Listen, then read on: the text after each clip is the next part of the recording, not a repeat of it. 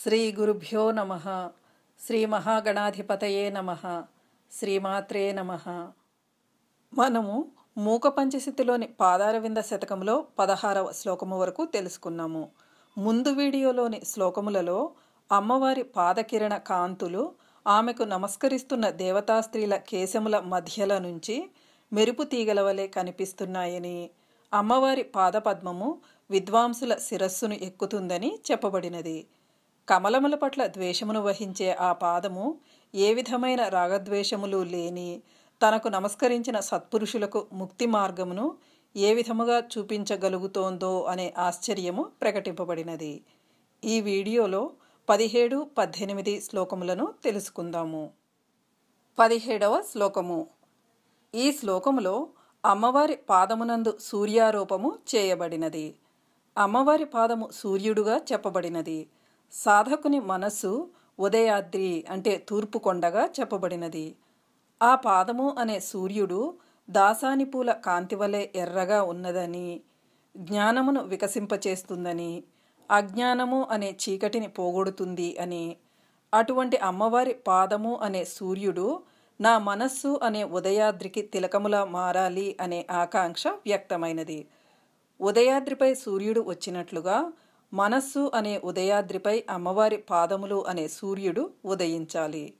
అంటే ధ్యానములో అమ్మవారి పాదములు కనబడాలనే ఆకాంక్ష.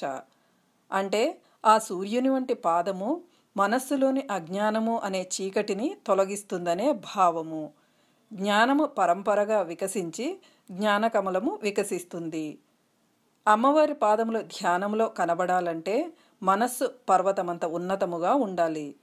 ఉన్నత దశకు చేరుకున్నప్పుడు మాత్రమే ధ్యానములో పాదపద్మముల దర్శనం జరుగుతుంది.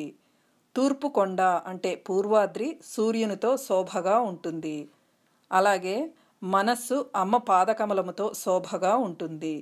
తిలకము ముఖము యొక్క శోభను పెంచి ధరించిన వ్యక్తిని శోభింపచేస్తుంది. అలాగే పూర్వాద్రి అంటే తూర్పుకొండ శిఖరమున ఉదయించే సూర్యుడు మొత్తము తూర్పుకొండనే శోభింపచేస్తాడు. సూర్యుడు కమలములకు భర్త. సాధారణముగా కవులు నపుంసకలింగమునకు సంబంధించిన కమలముల యందు స్త్రీత్వమును దర్శించి ఆ కమలములకు భర్తృత్వమును సూర్యుని యందు వర్ణిస్తారు. సూర్యుడు మంకెన పువ్వు వంటి ఎర్రని కాంతిని కలిగి ఉంటాడు. ప్రపంచమునకు చెందిన గొప్ప జాడ్యరూపమైన చీకట్ల గుంపులను పారద్రోలి తామర పూలను వికసింపచేస్తాడు. అలాగే అమ్మవారి పాదము అనే సూర్యుడు జపాపుష్పము వంటి అరుణకాంతులను అంటే ఎర్రని కాంతులను కలిగి ఉండి జ్ఞానకమలమును వికసింపచేసి అజ్ఞానపు చీకట్లను పారద్రోలుతుంది. జపాలక్ష్మి సోణః అంటే జపాపుష్పపు కాంతుల ఎర్రదనము అనే అర్థముతో పాటు మరొక అర్థములో ఎన్నో రోజులు చేసిన జపములకు ఫలితముగా వెలుగుతూ అమ్మపాదములు కనిపిస్తున్నాయని భావము. మనస్సు తమో నిలయము అంటే అజ్ఞానమునకు స్థానము. అటువంటి తమస్సును లేదా అజ్ఞానమును తొలగించేది అమ్మవారి పాదము. తమస్సు అంటే చీకటి, అజ్ఞానము అనే అర్థములు ఉన్నాయి. మనకు కనిపించే సూర్యుడు తమస్సును అంటే చీకట్లను పోగొడతాడు, కానీ మనస్సునందలి చీకట్లను అంటే అజ్ఞానమును పోగొట్టలేడు. వాటిని పోగొట్టవలనంటే అమ్మ పాదమే శరణ్యము. ఆ పాదమే సూర్యకృత్యమును నిర్వహించాలి. ప్రాణుల యొక్క సోమరితనమును సూర్యుడు తొలగించగలుగుతాడు, కానీ జగముల యందలి జాడ్యమును, జీవులకు పట్టిన జాడ్యమును అంటే అజ్ఞానమును తొలగింపలేడు. అమ్మవారి పాదమే దానికి పూనుకోవాలి. సూర్యుడు కమలములకు వికాసమును కలిగిస్తాడు, కానీ జ్ఞానము అనే పుష్పమును వికసింపచేయలేడు. దానికి కూడా అమ్మవారి పాదమే పూనుకోవాలి. సూర్యుని యొక్క ప్రకాశము తొలగించలేని తమస్సు ఉండవచ్చునేమో, కానీ అమ్మవారి పాదము తొలగించలేని తమస్సు ఉండదు. కాబట్టి పూర్తిగా తమస్సుకు ద్రోహము చేయడం అనేది అమ్మవారి పాదమునందే కుదురుతుంది. సూర్యుడు స్వయం ప్రకాశము కలవాడు అని చెప్పబడుతున్నప్పటికీ అమ్మవారి పాదము దృష్ట్యా చూస్తే పరప్రాకాశ్యమే. నిజానికి స్వయం ప్రకాశమైనది జ్ఞానరూపమైన అమ్మవారి పాదము. శ్లోకము. జపాలక్ష్మీ సోణో జనిత పరమజ్ఞాన లహరి వికాస వ్యాసంగో విఫలిత జగజ్జాడ్య గరిమా మనః పూర్వాద్రిమ్మే తిలకయతు కామాక్షి తరసా తమస్కాండ ద్రోహి తవ చరణ పాథోజ రమణః. విడతీసి చదివిన శ్లోకము. జపాలక్ష్మీ సోణః జనిత పరమజ్ఞాన లహరి వికాసవ్యాసంగః విఫలిత జగత్ జాడ్య గరిమా మనః పూర్వ అద్రిమ్మే తిలకయతు కామాక్షి తరసా తమస్కాండద్రోహి తవ చరణ పాథోజ రమణః. కామాక్షి అంటే ఓ కామాక్షిదేవి. జపాలక్ష్మీ సోణః ఈ భాగంలో జప అంటే దాసాని పువ్వు, లక్ష్మి అంటే కాంతి వలె, సోణః అంటే ఎర్రనైన. జపాలక్ష్మీ సోణః అంటే దాసాని పువ్వు కాంతి వలె ఎర్రనైన. జనిత పరమజ్ఞాన లహరి వికాస వ్యాసంగః ఈ భాగంలో జనిత అంటే జనించిన లేదా పుట్టిన, పరమ అంటే గొప్ప, జ్ఞానలహరి అంటే జ్ఞాన ప్రవాహ, వికాస వ్యాసంగః అంటే వికాసపు సంబంధము కలిగిన. జనిత పరమజ్ఞాన లహరి వికాస వ్యాసంగః అంటే జనించిన లేదా పుట్టిన గొప్ప జ్ఞాన ప్రవాహ వికాసపు సంబంధము కల.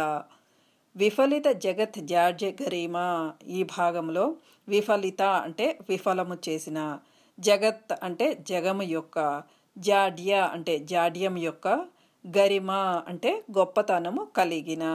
విఫలిత జగత్ జాడ్య గరిమ అంటే విఫలము చేసిన జగము యొక్క జాడ్యము యొక్క గొప్పతనము కలిగిన. తమస్కాండద్రోహి ఈ భాగములో తమస్కాండ అంటే చీకట్ల సమూహమునకు, ద్రోహి అంటే ద్రోహి అయిన. తమస్కాండద్రోహి అంటే చీకట్ల సమూహమునకు ద్రోహి అయిన. తవ చరణ పాథోజ రమణః ఈ భాగంలో తవ అంటే నీ యొక్క, చరణ అంటే పాద, పాథోజ రమణః అంటే సూర్యుడు. పాథోజము అంటే కమలము లేదా పద్మము, కమలమునకు రమణుడు అంటే ప్రియుడు అంటే పద్మబాంధవుడు అయిన సూర్యుడు. తవ చరణ పాథోజ రమణః అంటే నీ యొక్క పాద సూర్యుడు. మనః పూర్వాద్రిమ్మే తిలకయతు ఈ భాగమునకు తరస భాగమును కలిపి చూస్తే మే అంటే నా యొక్క, మనః అంటే మనస్సు అనే, పూర్వ అద్రిం అంటే తూర్పు కొండకు, తరస అంటే శీఘ్రముగా, తిలకయతు అంటే తిలకము అగుగాక. మనః పూర్వాద్రిమ్మే తిలకయతు తరస అంటే నా యొక్క మనస్సు అనే తూర్పు కొండకు శీఘ్రముగా తిలకము అగుగాక. మొత్తం శ్లోక తాత్పర్యము. ఓ కామాక్షిదేవి, దాసాని పువ్వు వలె ఎర్రనైన, జనించిన లేదా పుట్టిన గొప్ప జ్ఞాన ప్రవాహ వికాసపు సంబంధము కల, విఫలము చేసిన జగము యొక్క జాడ్యము యొక్క గొప్పతనము కలిగిన, చీకట్ల సమూహమునకు ద్రోహి అయిన నీ యొక్క పాదసూర్యుడు నా యొక్క మనస్సు అనే తూర్పు కొండకు శీఘ్రముగా తిలకము అగుగాక. 18వ శ్లోకము. ఈ శ్లోకములో అమ్మవారి పాదముల అరుణిమ అంటే ఎర్రదనము తమస్సును నివారించే అగ్ని యొక్క ఒక ప్రకారమైన బడబాగ్ని జ్వాలగా చెప్పబడినది. కామాక్షిదేవి కాలి అందెలలో పొదగబడిన ఇంద్రనీల మణుల యొక్క కాంతులు సముద్రములాగా ఉన్నాయి అని, అమ్మ కాలివ్రేళ్ల గోళ్ల తెల్లని కాంతులు ఆ సముద్రమునందలి నురుగులాగా ఉన్నవని, అమ్మవారి పాదములు ఎర్రగా ఉన్నాయి అని, ఆ ఎరుపు ఆ సముద్రములో తీవ్రముగా చెలరేగిన బడబాగ్ని జ్వాలలాగా ఉన్నది అని, అటువంటి ఎర్రని పాదాలకి నమస్కారము అని చెప్పబడినది. అగ్ని వైద్యుతాగ్ని, జఠరాగ్ని, బడబాగ్ని మొదలైన రకములుగా ఉన్నది. సముద్రమునందు ఉండే అగ్ని బడబాగ్ని. శ్లోకము. నమస్కుర్మః ప్రేంఖన్మణికటక నీలోపల మహః పయోధౌ రింఖద్భిర్నఖకిరణ ఫేనైర్ధవళితే స్ఫుటం కుర్వాణాయ ప్రబలచల దౌర్వానల శిఖా వితర్కం కామాక్ష్యా సతత మరునిమ్నే చరణయోః. విడతీసి చదివిన శ్లోకము.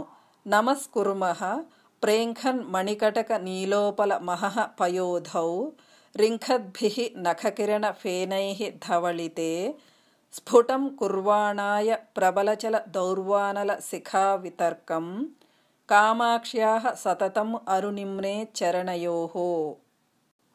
ప్రేంఖన్మణికటక నీలోపల మహః పయోధౌ ఈ భాగంలో ప్రేంఖన్ అంటే ధ్వనించు, మణికటక అంటే రత్నముల కడియములలోని, నీలోపల అంటే ఇంద్రనీలమణుల, మహః పయోధౌ అంటే కాంతి సముద్రమునందు, ప్రేంఖన్ మణికటక నీలోపల మహః పయోధౌ అంటే ధ్వనించు రత్నముల కడియములలోని ఇంద్రనీలమణుల కాంతి సముద్రమునందు, రింఖద్భిః నఖకిరణ ఫేనైః ధవళితే. ఈ భాగంలో రింఖద్భిః అంటే తిరుగుచున్న, నఖ అంటే గోళ్ళ, కిరణ అంటే కిరణములు అనేది, ఫేనైః అంటే నురుగుల చేత, నఖకిరణ ఫేనైః అంటే గోళ్ళ కిరణములు అనేది నురుగుల చేత, ధవళితే అంటే తెల్లబడిన, రింఘద్భిః నఖకిరణ ఫేనైః ధవళితే అంటే తిరుగుచున్న గోళ్ళ కిరణములు అనేది నురుగుల చేత తెల్లబడిన, స్ఫుటం కుర్వాణాయ ప్రబలచల దౌర్వానల శిఖా వితర్కం.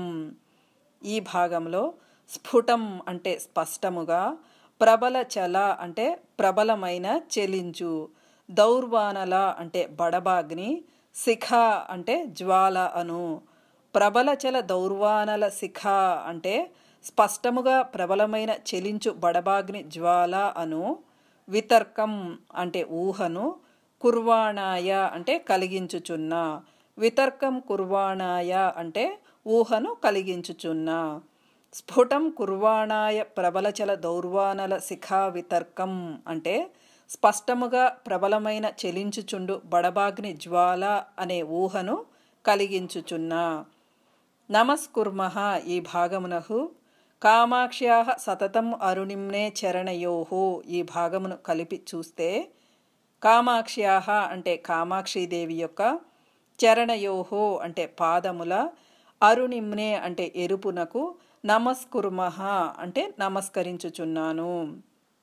నమస్కుర్మః కామాక్ష్యాః సతతం అరుణిమ్నే చరణయోః అంటే కామాక్షీదేవి యొక్క పాదముల ఎరుపునకు ఎల్లప్పుడూ నమస్కరించుచున్నాను.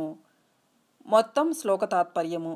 ధ్వనించు రత్నముల కడియములలోని ఇంద్రనీలమణుల కాంతి సముద్రమునందు తిరుగుచున్న గోళ్ళ కిరణములు అనెడు నురుగుల చేత తెల్లబడిన, స్పష్టముగా ప్రబలమైన చెలించు బడబాగ్ని జ్వాల అనే ఊహను కలిగించుచున్న కామాక్షీదేవి యొక్క పాదముల ఎరుపునకు ఎల్లప్పుడూ నమస్కరించుచున్నాను. ఇప్పుడు చెప్పుకున్న 2 శ్లోకములను ఒకసారి చదువుకుందాము. జపాలక్ష్మీ సోణో జనిత పరమజ్ఞాన లహరీ వికాస వ్యాసంగో విఫలిత జగజ్జాడ్య గరిమా మనః పూర్వాద్రిమ్మే తిలకయతు కామాక్షి తరసా తమస్కాండద్రోహి తవ చరణ పాథోజ రమణః. నమస్కుర్మః ప్రేంఖన్ మణికటక నీలోపల మహః పయోధౌ రింఖద్భిర్నఖకిరణ ఫేనైర్ధవళితే స్ఫుటం కుర్వాణాయ ప్రబలచల దౌర్వానల శిఖా వితర్కం కామాక్ష్యా సతతమరుణిమ్నే చరణయోః. ఈ ఛానల్లో సౌందర్యలహరి ప్రారంభింపబడినది గమనించగలరు. 2వ ఛానల్ చిద్గగన కౌముదీలో మూకపంచశతి శ్లోకములు అర్థ తాత్పర్య వివరణలు లేకుండా శ్లోకములు మాత్రమే షార్ట్స్ రూపంలో మరియు లాంగ్ వీడియోస్ రూపంలో ఉన్నాయి. 3వ ఛానల్ అమృత ఝరీలో శివానందలహరి శ్లోకములు 10 చొప్పున లాంగ్ వీడియోస్ రూపంలో చేయబడుతున్నది. ఈ 2 ఛానళ్ల వివరములు, ఇప్పుడు చెప్పుకున్న శ్లోకములు, ఇంగ్లీష్లో రాసిన శ్లోకములు డిస్క్రిప్షన్ బాక్స్లో ఉన్నాయి. పాదారవింద శతకములోని 19, 20 శ్లోకములతో వచ్చే వీడియోలో కలుద్దాము. అంతవరకు సెలవు మరి, ఉంటాను. శ్రీమాత్రే నమః.